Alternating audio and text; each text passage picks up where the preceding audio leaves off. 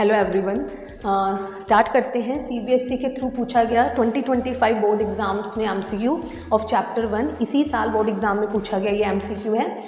कह रहे हैं let x equals to this. ठीक है, x की हमें वैल्यू दी है in terms of A B C, a to the power 2, b to the power 3, c to the power n, और y की भी वैल्यू दी हुई है in terms of A B C, a to the power 3, b to the power m and c to the power 2।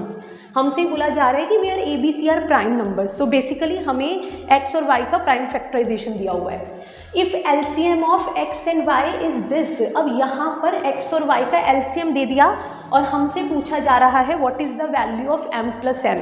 तो हम question का answer तभी दे पाएंगे जब मुझे m और n दोनों पता होंगे। अब वो कैसे फाइंड आउट होंगे, ध्यान से सुनिएगा। देखो, x और y का प्राइम फैक्टराइजेशन दिया है।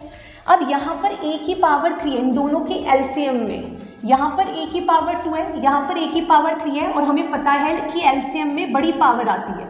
ठीक है, अब यहाँ पर b की पावर 3 है x के प्राइम फैक्टराइजेशन में, और y के प्राइम फैक्टराइजेशन में b की पावर m है, जबकि दोनों के एलसीएम में b की पावर 4 है।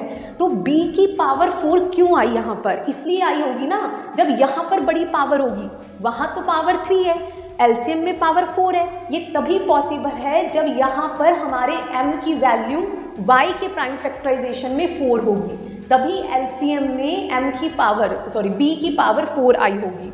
अब इधर आइए, x के प्राइम फैक्टराइजेशन में c की पावर n है, जबकि y के प्राइम फैक्टराइजेशन में c की पावर 2 है, और एलसीएम इन दोनों के एलसीएम में c की पावर 3 आई है।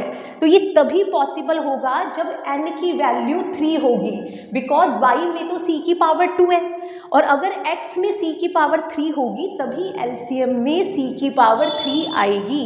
इट मीन्स हमें m और n की वैल्यूज पता चल चुकी हैं। So answer m plus n that is 4 plus 3 7। इस क्वेश्चन का आंसर था option number B 7। Okay, bye.